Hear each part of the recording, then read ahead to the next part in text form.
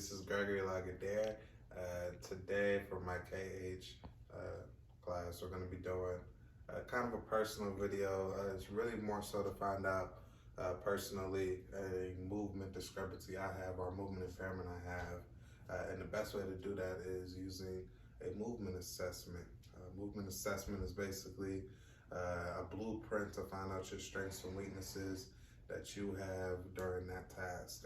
One of my favorite movement assessments is the overhead squat assessment, easy assessment that incorporates the whole body.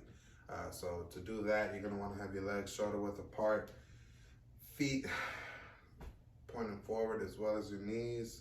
You're gonna wanna raise your arms above your head, of course, and then you're gonna wanna squat down. And my right foot is slightly turning outward. So that's one movement impairment that we could definitely elaborate on.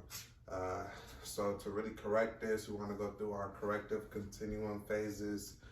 You know, the inhibit, the lengthening, the activation, and then the integration phase. For something like that, as your feet turning outward, as you squat, that usually infers that you have an overactive lateral gastrocnemius muscle. Soleus is probably overactive as well, and then that obviously means you're working with an underactive anterior tibialis and also an underactive medial gastrocnemius. So you got two sides of the calf muscles, kind of one lateral side is kind of compensating for the medial side, and then the anterior tibialis muscle in the front is a little weaker as well, which we're going to need to activate. So we'll start with, since it's my right leg that's typically turning out, I'm going to focus on my right leg.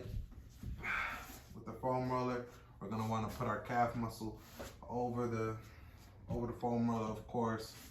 Place the foot that you're not working on over the foot that you are working on. I'm going to want to raise your rear off of the ground and then just slowly roll back and forth. Part of the inhibition phase using this foam roller is to really massage the myofascial tissue above the overactive soleus muscle and the lateral gastrocnemius. Since the lateral gastrocnemius is the outside of the leg, you can even turn your leg outward a little bit to really focus on that part of the muscle.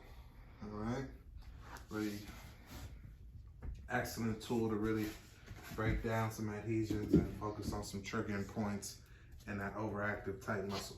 All right. Also, moving on to the lengthening phase, we're gonna still focus on these overactive muscles. So we're gonna wanna do some calf stretches. Wanna lean over, have your right leg fully extended, the leg we're working on.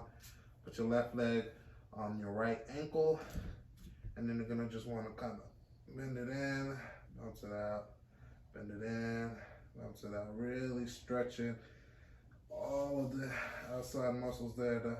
All of the soleus is getting stretched out real good, as well as the lateral gastrocnemius and the medial. So I'm getting stretched out really nicely. And like I said, you just bounce back and forth to really get a more extended stretch as well, okay? We're gonna wanna use a resistance band. So, as we know, as I told you before, the weaker muscles in this movement impairment is the anterior tib and the medial gastrocnemius that we're gonna focus on. So we're gonna wanna extend your leg out, right leg that we've been working on.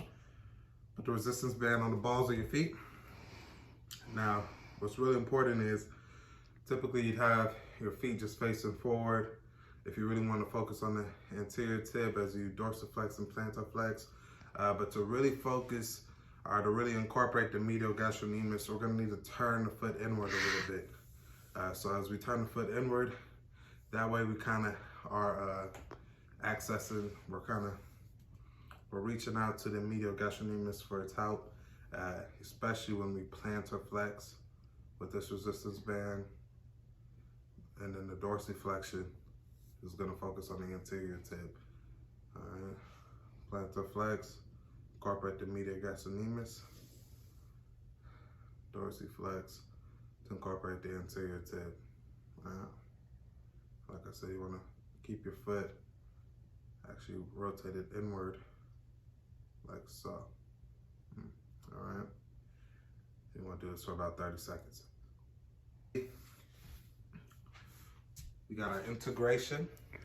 What do I want to do? Oh, for single leg squats to an overhead press. Okay, so you're going to want to have your dumbbell in the arm on the side of the leg you're using. Stand on one leg. It's going to be my right leg since we've been working on it. Keep it single leg squat. I'm going to squat down with that dumbbell and raise up to an overhead press. All right, take your time with this. You really want to work on your neuromuscular control. Your knee is constantly going to be moving inward. Your foot is going to be moving around. But just take your time with it. And then this will really help when we do this overhead squat press again. All right. All right. So that's your continuing phase, your corrective continuing phase to really address your foot turning outward during the overhead squat assessment. Let's redo the squat assessment and see if there's any improvements we can make. It's not something that you can change overnight, but it's something that can really, you know, if you continue to do this, it will start to change progressively, okay? So back to the overhead squat, shoulder width apart, knees facing forward, feet facing forward, arms raised above your head, and let's see if we can improve. Let's go. All right.